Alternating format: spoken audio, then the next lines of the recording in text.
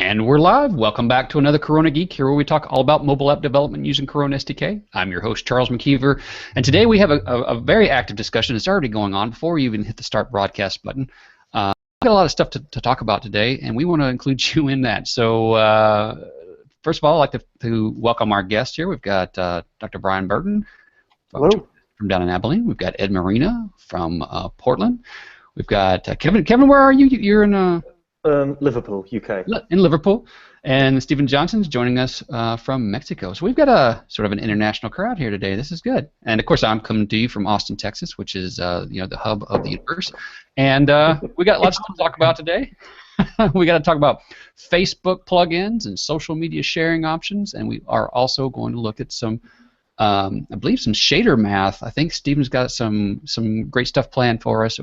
We've been looking at shaders for a few sessions now. If you haven't been keeping up, you should definitely go back and watch those. I think last time we looked at a way to add or fill a glass dynamically. So that basically you can imagine a glass that's empty, and then you move a little slider, and it just sort of fills right up to the top without going over the brim. And it's good stuff. So if you haven't had a chance, go check that out. You can find everything over at youtube.com/CoronaGeek. Lots of great stuff there. And I also want to say that Stephen is from Ibaba Studios. Ibaba Studios? Xibalba Studios. Man, I worked on that so hard. Have we shared that link yet? Yeah, we've shared it several times. Everything is in the show notes, and I definitely share that every time. You know what? I worked so hard on that though, because I went over and looked at it, and I was like, I can say everything in the but the X. And then I was like, how did you say X? And then anyway, so. It's all good stuff. All good stuff. Thanks for being such a good sport there, Stephen. So let's talk about. I'm laughing at Charles, not him. Let's talk about Facebook plugins. I'm terrible. I'm laughing at your website. I'm laughing at Charles. I know it. I know I never pronounce anybody's names. I can't. You know what? That's the public school system for you. No, I don't know. Actually, no, I never got that. I never got long, short versus long and pronunciations of things. I just never got it. It just doesn't work in my brain. Hey, does anybody have anything on the panel that they want to announce real quick before we? There's a lot of students going back to school right now. I'm seeing a lot of universities and high schools picking up the Learning Mobile App and Game Development textbook as well as the beginning textbook. So, if you've got a teacher or a professor or somebody or your own children if you're homeschooling or just want to make sure that they learn how, having the skill set of mobile app development is very valuable. It's completely appropriate to start teaching it at around age 14 or 15, and it can be done younger if you've got a very talented child, and of course we all do. So there's no reason why to put that off. But there are several textbooks that will lead you through, to use the educational term, pedagogically correct methods of learning to program. That's one of those $15 words that we use in education. So they're out there. They're on my website, burtonsmediagroup.com. And if you're interested in learning more about it, just shoot me an email or visit our website. And I'll tell you what, here's the thing that I will say about Brian's books, and definitely go to burtonsmediagroup.com and check it out, is that he keeps them up to date, constantly keeping them up to date. I mean, Corona is a moving target, just like any other modern development platform, and he does a great job of keeping those things up to date. And if you buy a copy of his book, you are going to get a copy of those updates. I don't know how long he should promise that, but he does a great job of making sure that I've probably gone far too long, but I'm not planning on stopping it. But yes, updates continue to be free for anybody who's already purchased the book. Well, that's the over-deliver thing, right? Nobody is ever going to complain about getting more than they paid for. So right. Yeah. There you go. All right. Well, anybody else got anything to share? No. If not, I would definitely want to say that you should go to jasonschroeder.com and check out his Twitter plugin that he published. We talked about that last time on the show. And also, you should go to coronalabs.com/blog. There's news there about the the Mac app and Win32 open beta. So that's some really great stuff. And also kind of leading into today's conversation is there's a new Facebook V4 plugin for Android that's been put out. So, check out the blog. There's lots of great stuff there for you to catch up on if you haven't already. One of those rare instances where the Android folks got first crack at it. Yeah, well, it seems like that, doesn't it? It seems like that. But I think maybe in this case, I don't know why there was Android versus iOS, but They're due, Yeah, well, somebody's got every dog has his day, right? All right, so let's talk about Facebook and social media sharing options because Ed's gonna take us through that. Okay. Can you see my screen all right? Yeah. Okay, good. So I'm going to give a quick discussion today. And before we even get into it, my primary focus today is going to be the Facebook sharing using the Facebook plugin. So we're going to get there very quickly. However, I wanted to sort of give an overview. So there was a question in the forums in our now very long post about topics. And they asked about social media, and I think they called it social media / sharing. And so I said, yeah, that's an interesting topic. It's a difficult topic. We should address that. And so the first question is what is social media? What does it mean to you? To me, it means typically Facebook, Twitter, email, perhaps Instagram, Google+, not so much short message, what is SMS? Short message. See, I don't even remember what it stands for, but SMS, sort of like old school tweets. Short message system. Short message system. Yeah. Thanks, Sergey. And then more. There's all kinds of applications and tools out there for sharing, but the primary ones that people are thinking of when they say social media on the Corona site is Facebook and Twitter. So then the next question that arises is, what are my options? How do I use these things? How do I share content out of my apps? And this has evolved over time. If you've been in the community since day one, then you saw the day when there was no social media, and then soon there was social media. And we've gone along, and currently the methods for sharing, hopefully I've got them all, are there is sort of the general category, which is available via the native show pop-up call. And you can pass in a target, and I may be using the wrong terminology here. I forget what the arguments are called, of social, and then a sub-target of sharing, Twitter, Facebook, and the list goes on. I didn't list it, and I'll get to it in a minute, but as far as the general social pop-up goes, Android supports one that is called sharing, and when you run that, what you get is you get a pop-up like this, where you get to select basically any of the applications that are installed on your Android device to share from. And then that Excuse me, Adam, interrupt you. Where did you get this sharing ID from? Because I never seen it before. As far as I know, it's on Android, social plugin does not care about what you provide as service string. It always pop-ups this message for sharing. No? It could very well. It could very well. See, I've seen some inconsistent behavior with this. Because when I invoke social plugin with like Facebook or Twitter on Android, it always pops up this sharing dialog the standard way. Exactly. That's exactly correct. So it doesn't care about what you provide. It doesn't necessarily care about it, but this is the way the examples were shown. I'll show you my code in a minute. But there's a number of examples, so this whole discussion is kind of complicated and can be a little confusing. And to top it off, we're not going to dig deep into it today because I do want to focus on Facebook. However, in the examples that I've seen and the code that I've written, there is a sharing target. Share or sharing. I may have typed it wrong now that I'm thinking about it. We'll look at the code. The point is that's an Android-only thing, and then it pops up the generic sharing dialog, which is a list of all the applications the user has installed, not the ones you wish they had installed, It's whatever they've got that is registered with the system for sharing. So it's a catch as catch can kind of solution. On iOS, again, you can use the native show pop-up, and in this case, you can specifically request Twitter, Facebook, and some other ones, and those will pop up the application if it is installed and registered with the system again. So the key here is basically the user has to have these things installed on their system for you to get access to them. There is a new plugin that sort of adds to the social plugin capability, and this is for iOS only. I have no experience using this in my own applications, but I've seen there's a blog post.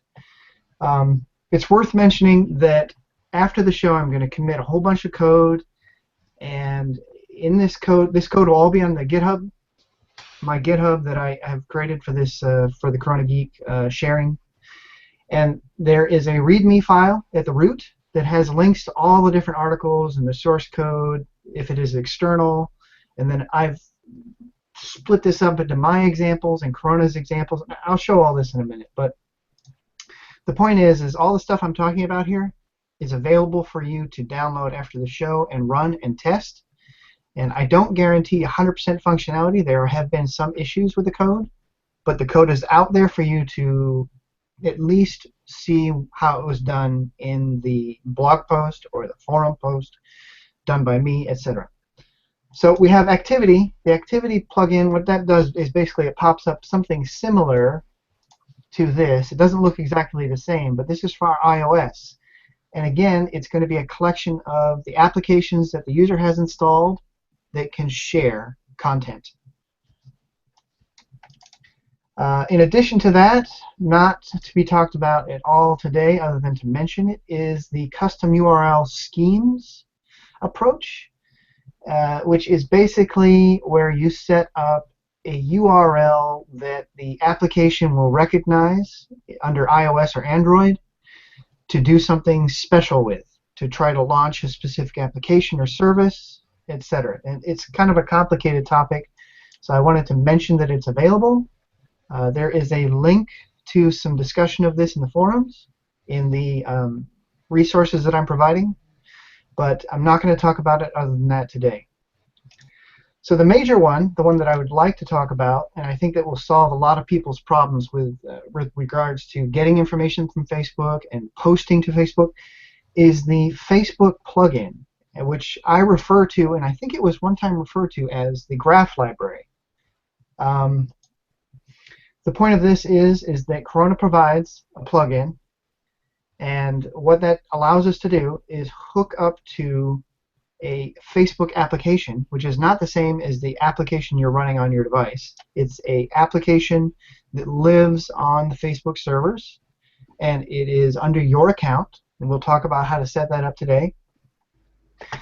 And the application on the Facebook server is used to get permissions to read other people's information, to get their friends lists, to make posts for them, etc. And there's a number of permission levels that you can get, and this has changed over time. But for me, with regards to Facebook, using the Facebook plugin is the most robust and most likely to work method over any of these other choices. One of the problems I should mention with the social and activity pop-ups plugins is that there's always limitations on the things that you can do. For example, one of the major limitations for Facebook is pre-populating the message. At this time, and people feel free to correct me because this stuff changes, at this time you're not allowed to pre-populate the message for Facebook. You can do so for Twitter and emails, but not Facebook. Oh, and I failed to mention. Go ahead.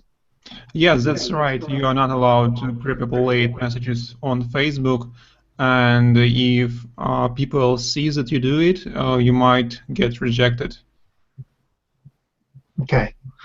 So one thing I failed to mention is native show pop-up also has an email target, so you can pop up the email clients that the user has installed on their device.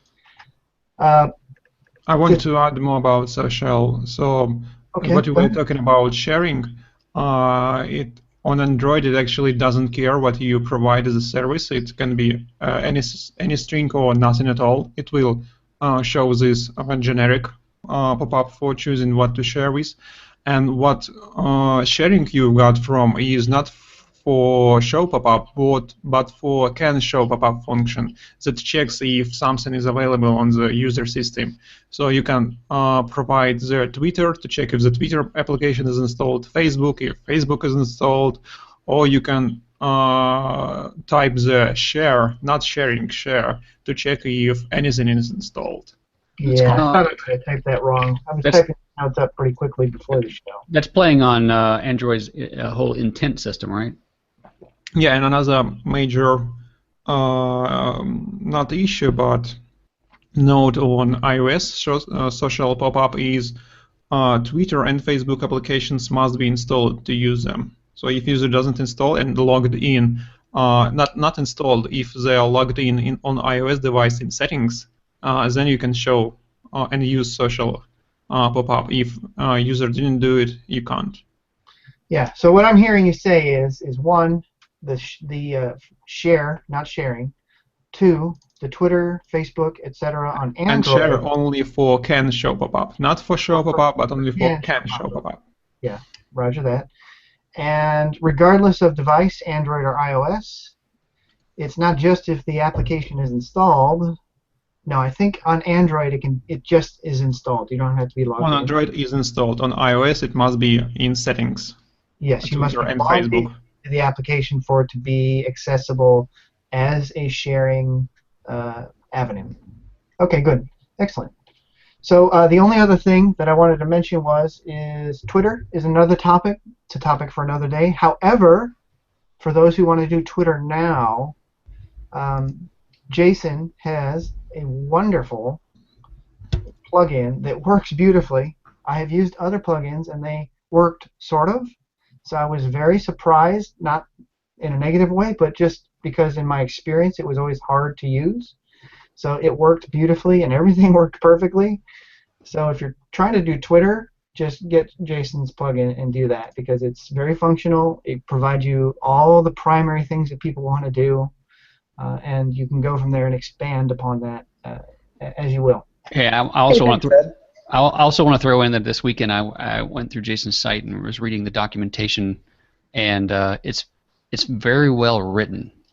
I know that sounds odd to say, but it builds logically and it is very clear. So I was impressed that A, you can write the code to do the thing, and then B, that you could actually put string words together in a sentence to be able to explain it. Well, thank you both. I appreciate it. Okay. And so, regarding one more, how it's called? I forgot the word. Okay, never mind. One more thing regarding to sharing.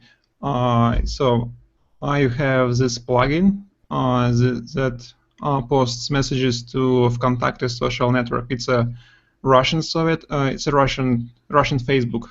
So you have Facebook, we have VKontakte, and yeah, I have this plugin already made, and I only need to write the documentation and wrap it up, and it will be available on the Corona store, plugin store. And if anyone want to target Russian applications, they must use this sharing plugin. Yeah, this is excellent because we were talking about this before the show started, and people can submit their plugins now. There'll be free plugins at the moment, but I think this is a great way to expand the value of Corona, and there's a lot of smart people in the community who can do that. Yeah, I would encourage. You stole my thunder there, Coaches. Oh, sorry. I was gonna say that if somebody in the audience would take the discussion that I'm going to have today about the Facebook plugin, my rudimentary example of using Facebook to get friends lists and stuff like that, if they wanted to take that and make it more robust and capture all the common things that people want to do and then release it as a plugin, I would totally pay for that. because this is, for me, one of the most frustrating things to deal with. And I want to point out at this point that this is not because of Corona. It's not even because of Facebook. I was going to say it's because of Facebook.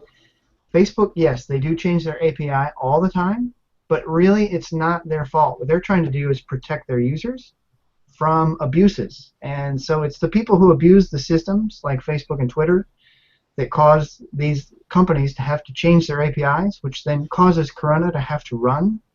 And maintaining a library for these things is like a full-time job. So, but Facebook has always been the most frustrating for me because it's not only complicated, but it ventures into areas where I don't have a lot of experience.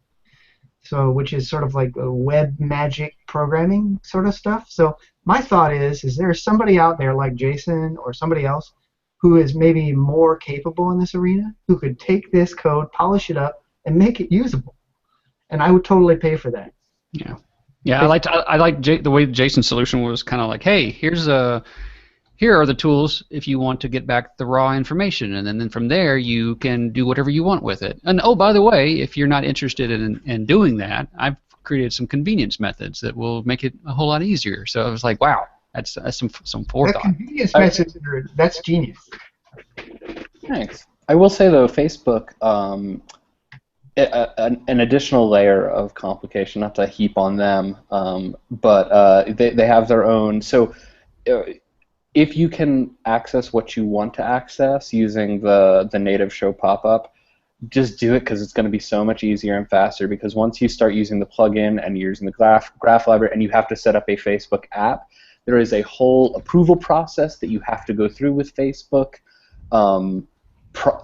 Separate from the approval process that Apple or Google has. It's like you said, it's in the service of protecting their users, and I get that. But when you're spending months and months working on a project only to go, oh god, it's more hoops to jump through, and they're not, it's not a rubber stamp type of thing. They really will take you to task and ask you to make changes, and it's an extra layer for sure. Real work. It is real work. Okay. If anybody wants to take a look, I posted a link to the chat with my simple helpful library for Facebook. Okay. Excellent. Yeah, I grabbed the link and put the link in the show notes. Okay, so I'm going to close this slide, but yes, there are other things. Instagram, I've successfully done that, but I did that via the social method. You could also theoretically do that with a custom URL scheme. And Google+, I put that as a to be determined. I have successfully shared with Google+, not using the social directly, but I was not willing to talk about it yet because I want to verify my solution still works.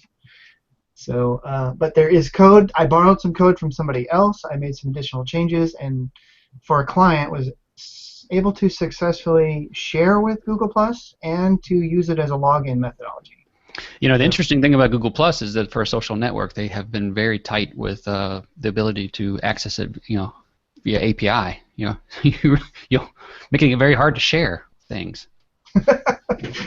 Yeah, all of this stuff is black magic. It really is. It's because it's constantly changing APIs. So, so in a nutshell, not a nutshell, let me find the code. That's not code. And I will show you what we're talking about today.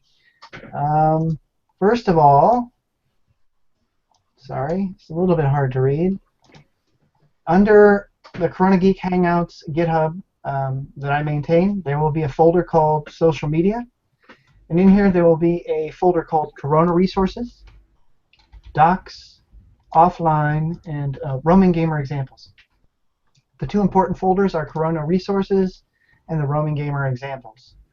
Under Resources, Corona Resources, you'll see stuff from blog posts, and the links are provided in the README, and some examples from the actual. So when you download Corona and you get that big zip, the reason it's big is because it comes with a lot of example code, and in there it comes with an email, Facebook using the Facebook plugin, and Twitter using the old style OAuth 1 library. So that's not totally useful, but it's a starting point.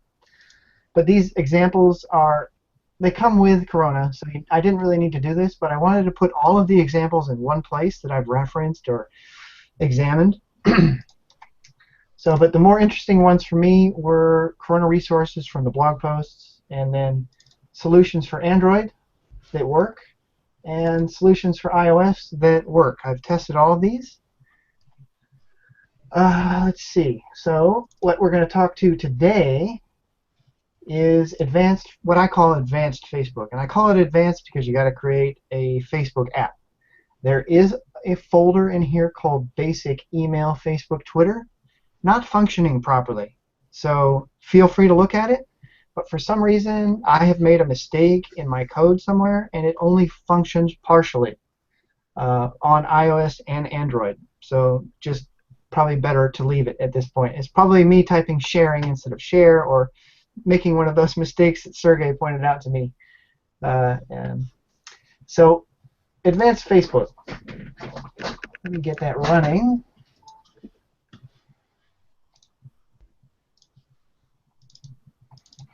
And while it's doing that, I'll just say that hopefully we'll have enough time for everything today. But if we don't, then we'll just continue the conversation into next week.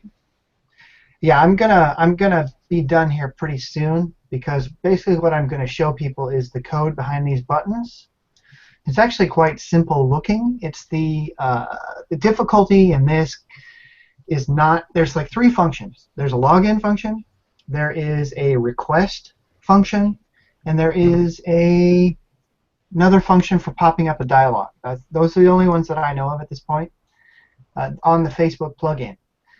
Beyond that, the difficulty comes in reading the documentation on the Facebook API website. So let's go to this is the code for main Lua, which is displaying this list of buttons here.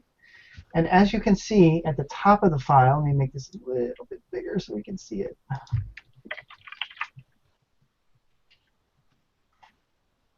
I have included a number of links to Corona documentation and to the Facebook Graph API.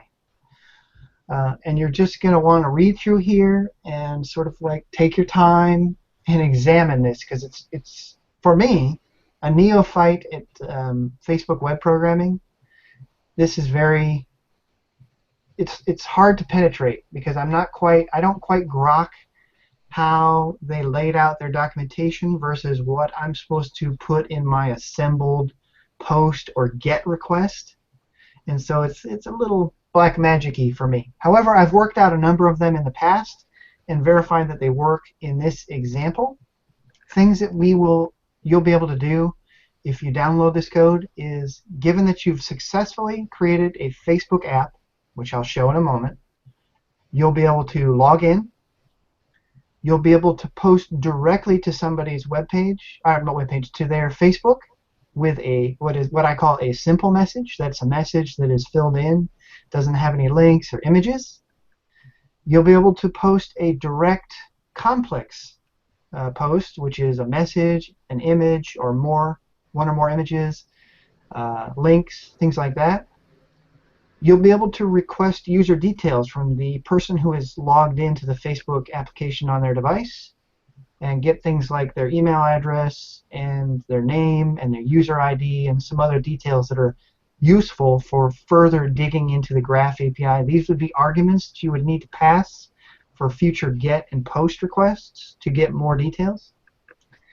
I will show you how to incorrectly request the friends list, because this is the old style, no longer works. It actually does work, but it means something different than what people think. I'll show you a method that you can use to get a person's friends list, what is really called a taggable friends list. I don't know why. Maybe somebody in the audience here listening today does.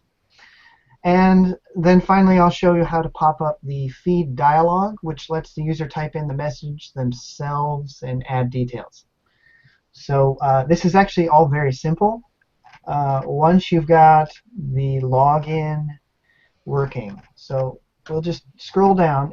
In this file, what you're going to see is a section at the top with links, some code that I told you to ignore. It's just me getting rid of the status bar and doing some other things. Then a section that's called utility functions. And in here basically is a function that extends the table library so you can dump out the contents of a table. So you can ignore that too, because I'm just using it to print out debug information for the example. It's not part of actually using Facebook. All right, and then finally, what you're going to see is you're going to see JSON, Facebook, and when you get this code is not going to be here. So I'll be watching my account. If you're watching today's thing and you type in my number, I will cancel it. Okay, I will close that. I have an application that I've had for years. I use it to do my development. Here, let's just hide that now. So I use it to make sure that Facebook is still working with my code. Okay, it's not a very functional Facebook app, so please don't use my code. Fill in your own. If I see it get a lot of hits suddenly and I know that I'm not running it, I will just delete it, and then your example will stop working and you won't know why. So I just ask that people not use that code. But the point is that you're going to need JSON, you're going to need the Facebook library, and you're going to need an app ID, which you'll get when you create an app, and we'll go through that in just a moment. Then we finally start to get to the interesting bits. So I included a basic push button library that I've used previously in other Hangouts just to give us the functionality of a push button, which gives me the ability to do these little quick buttons here on the screen. Then we have a listener, which I literally stole from some blog post. It'll probably look kind of familiar, and basically what it does is it prints out the event, the type of event, whether or not it was an error, some other details.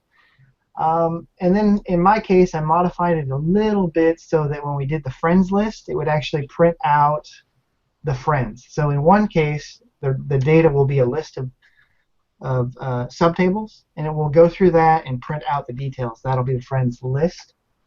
Not very interesting for this discussion. What we really want to focus on today, what everybody gets stuck on, including me, is this little bit right here. So I have a bunch of helper functions which are attached to these buttons. So when you click these buttons, one of these functions will get called.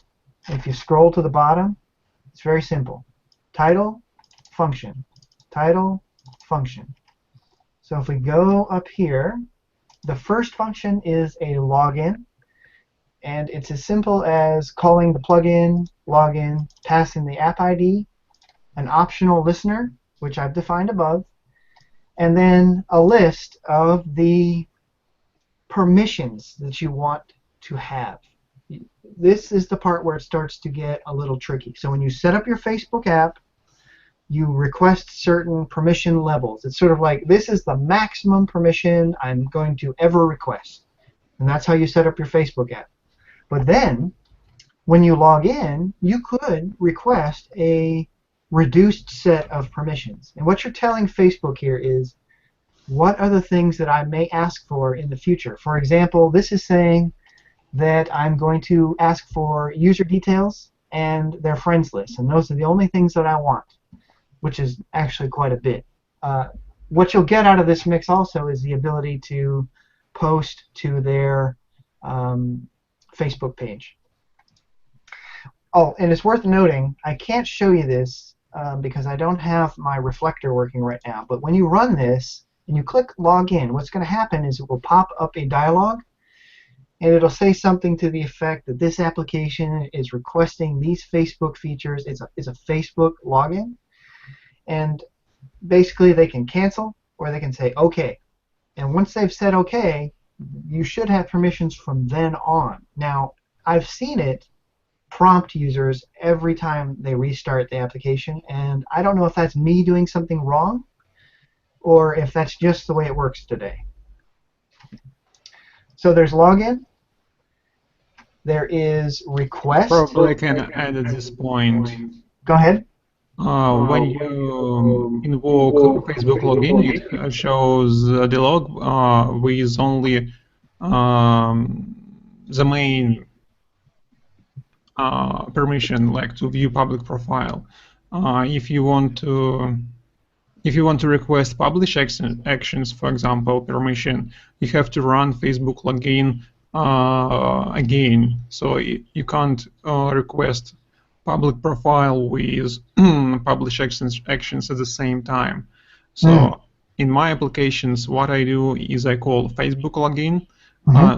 Then when in the listener, I run another function that retrieves given permissions, and it checks the permissions list with what I need for application, and if the list is different, I invoke Facebook login once again with missing permissions.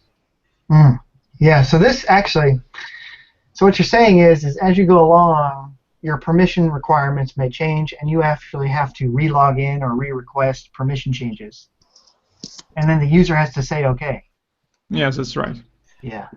That's one of the things I've always disliked about using Facebook, is it seems like a very disruptive methodology is to exit the application and come back in, but I won't complain too much. I've complained. So, okay, so we've got login, we've got request, and the basic layout of a request is the graph API that you're trying to go after. For example, this is I'm trying to post a message to the person who's logged in, me, to their feed.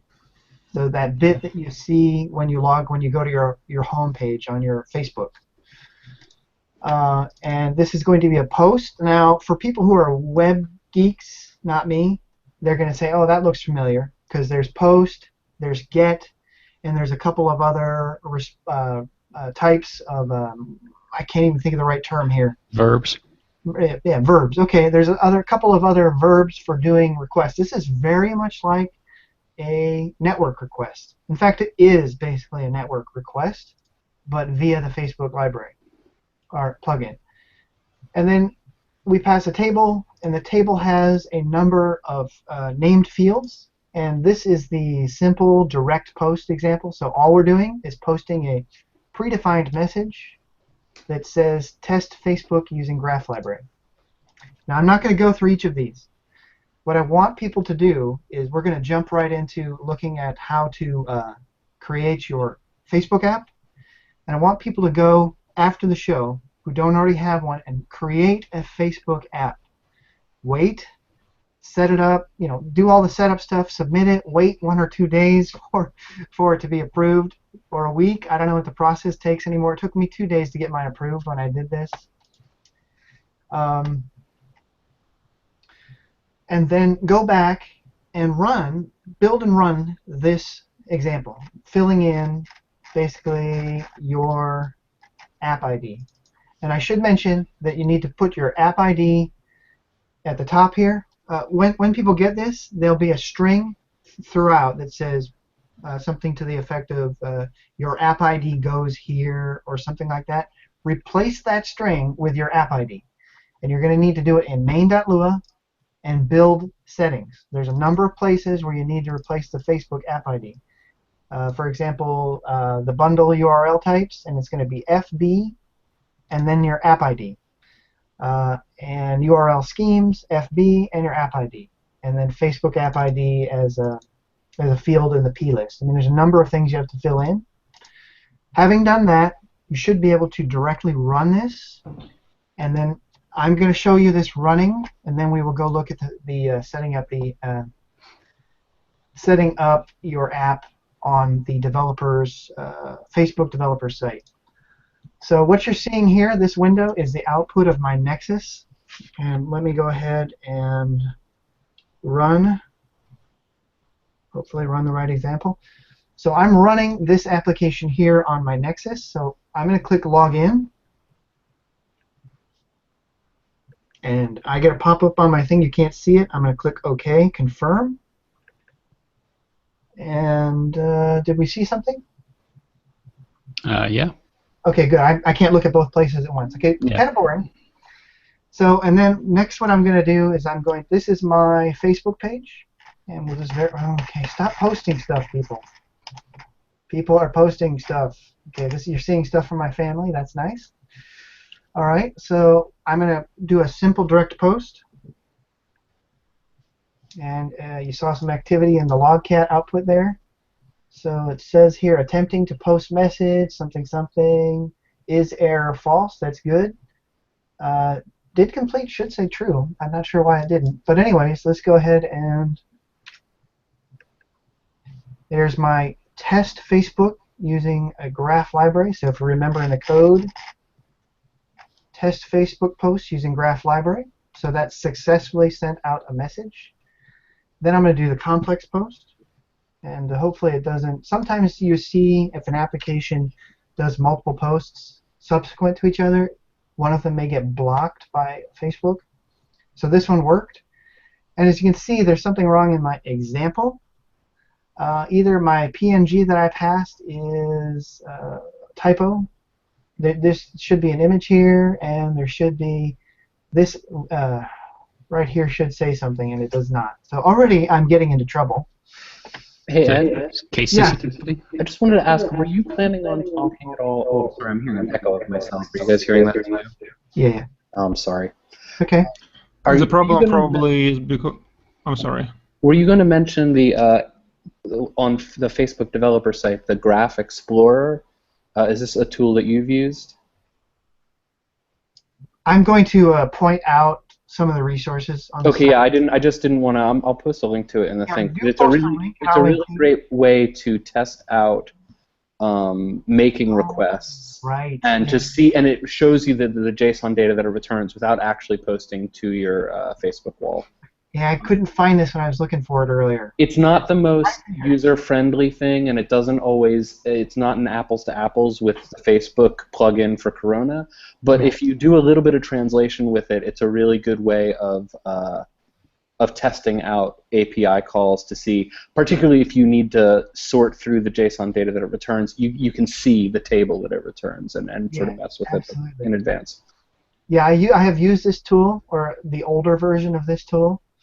And basically what Jason has given us here is a link to a tool that lets us create a rudimentary request, see if it even worked, dig into the details of the output. And the benefit of this is that your only option, if you didn't have this tool, was to go make the request and do the logcat or look at the output in the log, and you'd be there all day trying to debug this.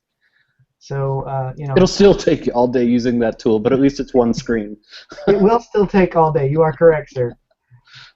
Okay, so the only thing I was going to show was get friends, and I want to interrupt about your possible problem with posting an image. Is because you're posting from resource directory, probably, because it's not a real directory and there's no actual files there. Maybe that's the problem. oh, I may need to copy the file over to documents first. Yes, probably. Yeah, that's probably it. Okay, I'll look into that after the show, and if so, I'll modify the code. I see in the code it says RG period PNG, but they're all lowercase. But then on the I noticed status, it was all uppercase. That was weird. So yeah, that just might be a thing they do. I'm also curious, Ed, when you get a friends list, and I'm getting ahead of you a little bit, do you get the user's full friend list? Okay, No, you can't. Because you can't anymore, but you said you've been using your Facebook app ID for a while, and you used to be able to. I'm wondering if you have access to it because your app ID predates that change.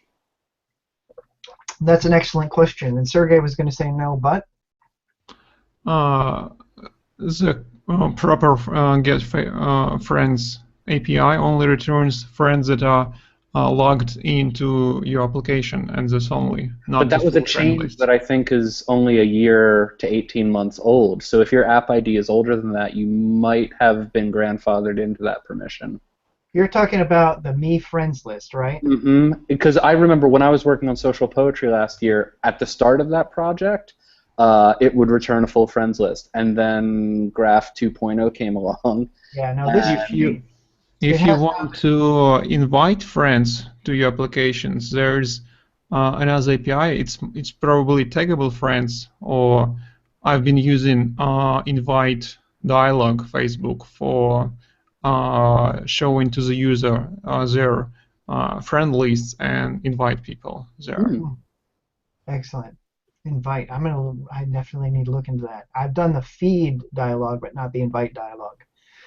Because if you're able to get a full friend list, that's That's awesome. So you can request some sort. It's the taggable list. It's me taggable friends. Invite dialog checks if user has ever installed Facebook app on mobile. So if Facebook friend doesn't have mobile phone, it doesn't show up there, and it prioritizes friends with higher online, I don't know, presence.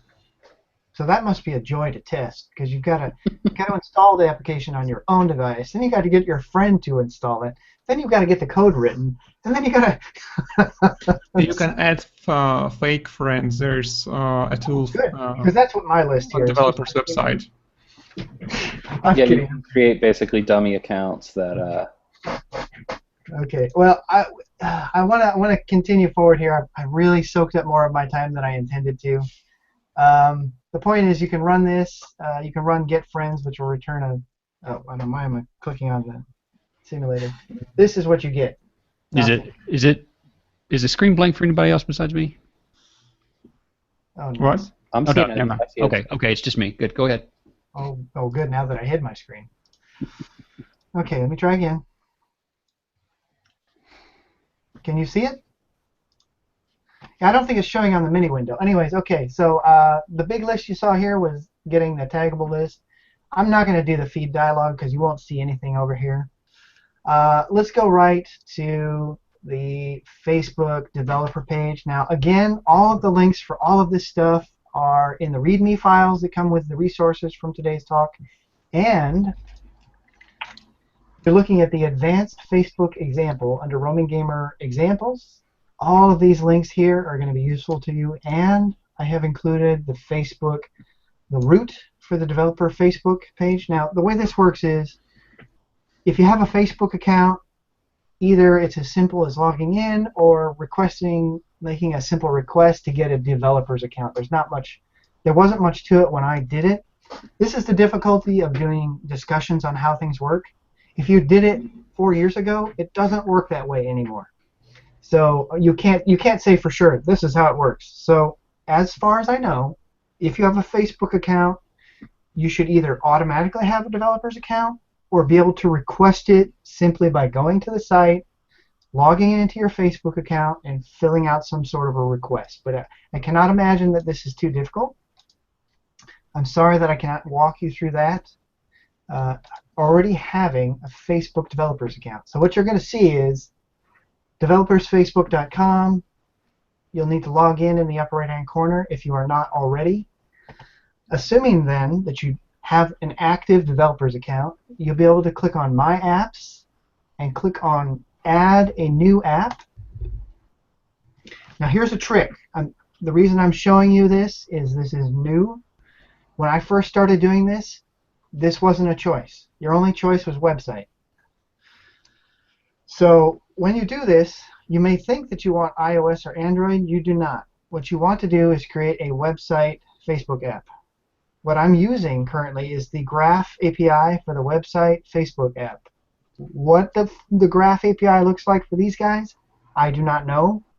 I can't talk to it. So click on website. If you already have a Facebook app, it will list it. If you do not, this will be blank. And we could simply say Corona Geek test app. Space in there. Or thank you. Corona Geek test app. There's no extra spaces. There is. Thank you. Create a new Facebook app ID. Okay, create Corona Geek test app. Is this test app version? Is this a test version of another app? No. Choose a category. I'm not going to walk through all of this. Instead, what I'm going to do is I'm going to show you my filled out one. But let's just say games. Oh, subcategory. Puzzle. Etc. Etc. Okay, see, this is where we get into all the fun stuff. So your account must be verified before you take this action. Oh, I'm one of those rare people who doesn't have a mobile phone. So I have no way to do this next step. Thankfully, I already have a test application. So when you get into this, eventually you're going to be able to go into the My Apps panel. You'll be able to click on it, and it's going to bring up this really fancy-looking dashboard, which has changed over time. You're going to want to go into Settings, and you're going to need to fill out, if you have not already filled these in, the application name, which you did fill in when you created it. You're going to need a valid contact email. You're going to need a valid site URL. I don't think that this is required when you create the application.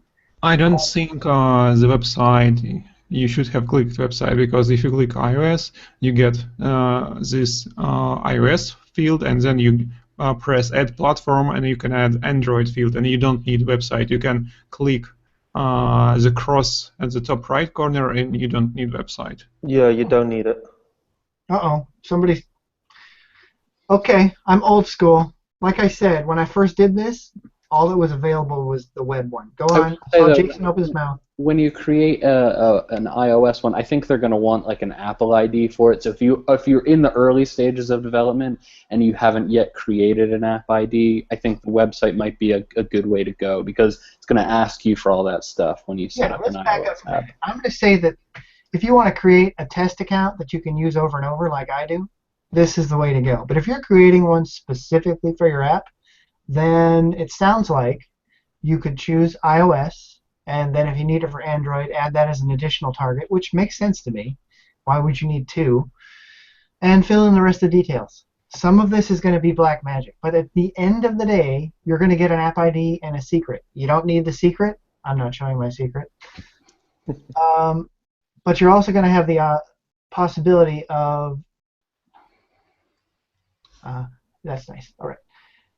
If you do a demo, you get things you don't expect to see. So it's complaining about my OAuth. But you're going to have some other settings in here. And I think at this point, you know what we should do? Is we should stop, and I would propose that people who are trying to follow along go and do this. Create your app. Use my application that I am providing to you. Put your app ID in and test it. And then if you have issues, questions, where do you think the best place would be to post? I think the best place to post would be the thread where we're maintaining questions, because I don't want to leap forward and say these are the 5 settings you need. Somebody's going to say something. Yeah, I was going to ask you, right? Because I'm pretty sure if you publish your application and you go live, you need to add your Android and your iOS, code, rather than having it set up in the way you did with just a website URL. Because you need to tell Facebook, or Facebook needs to know that your application is your application. So you need to enter the key hashes, otherwise it won't work. It will work on your accounts because you're the developer, but if you publish it, it won't work. It will not post to Facebook. So what you're saying is I may have given incorrect information, that we do need to provide the secret. Well, no, not incorrect, incomplete, because when you add Android platform, you fill in your package name, your Google package name, your class name for Android activity, and key hashes. That's from the KStore. Oh, absolutely. You're right. I know what you're talking about, and I did not do that for the demo here. There's a blog post that outlines those steps, and I'll locate it and provide a link to it if I have not already in here. But you guys are talking about right, the additional signing steps that you need to publish your app. Yeah. Yeah. Fortunately, there's a blog post in the Corona forums that covers this. So, which would be way beyond, I think, the scope of talking about in this Hangout. Other than to say that when you do go to publish, you're right. You do need. Let me show really quick how my looks like. Where is it? Right here. Wait a second. So, can you see my screen? Yes. This is my Leatherfloor game. So this you can use this as an example for filling up this form. So for iOS, I have bundle ID, store IDs, and single sign-on, deep linking. That's all you need. On Android, you need your package name, class name. Class name is your package name plus .activity. And this is how key hashes looks like. I have a few key stores, so you can use only one, but I have two just because I needed to, and because I have two different binaries. And you just type them here, and it works. So that's all how it looks. Yeah. Go ahead. So when we talk about features, the web app may actually get you an ID, which could get you some access to social graph and that sort of thing. Well, you get the ID without the website anyway. Yeah, but right, exactly. But there's deep linking here, single sign-on. There's these additional features that are platform specific. So interesting. Yeah. So I think if we haven't already enumerated or explained this, it's complicated. But it's not so complicated that you cannot do it. By the way, you don't really need to change anything on the advanced tab, on the settings of the application. It works just fine. Yeah, so just the basic settings. Yeah. Yeah. All right. Okay. Yeah. Well, this is a very complicated topic. Here's some resources and some examples of how to implement those things. So we can either do one of two things. We can come back and do a follow-up if you want to do that, or we can leave it there as an exercise for the reader. I mean, Can I suggest that we leave it there for a few shows and get some feedback from people on stuff that was unclear? Yeah. Like, I tried this and your example sucks, or whatever. Hopefully they don't say that. But do we want to start a thread in the forum and maybe say, hey, here was the show. Here, go watch it, and then if you have questions. I think that's the best choice. It'll be a clean starting point for people to give feedback, and then that way it can be a cooperative thing where people can give answers, and we can try to. It can be a call-in segment. Long-time listener, first-time caller. That's right. All right, and I've gone way over 25 minutes. I do apologize, Stephen. Stephen was completely ready to go, very prepared, and then completely blocked by Facebook. Not me, Facebook. You're blocked by Facebook. Stephen, do you think we can do shaders next week? Yeah. So just so everybody can get super excited, tell us kind of what we were going to talk about today. Like give us the sound. Last week I briefly showed how after some time has gone on, a shader starts to break down, just because the numbers are getting pretty big and certain issues show up. So I was going to explain some of the details behind that, and then there was something somewhat related where I just wanted to show some math on how to use it to make an effect. Okay, and so we'll talk about those types. So it's really it has to do with math and the math of shaders. Using math to make pretty pictures. One is the pitfalls of math, and I have a small multi-pass example I can probably sneak into. Using math. Exciting. Using math to create pretty pictures. That's my version. Yes. I can grok that.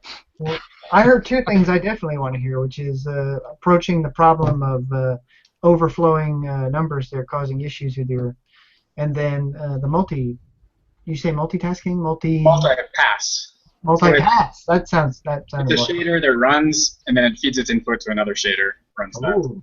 Now that. I saw. Is this piggybacking on the 2D shadows discussion that was in the forum? Yeah, I have an example. Excellent. All right. Well, I totally blocked a very exciting discussion.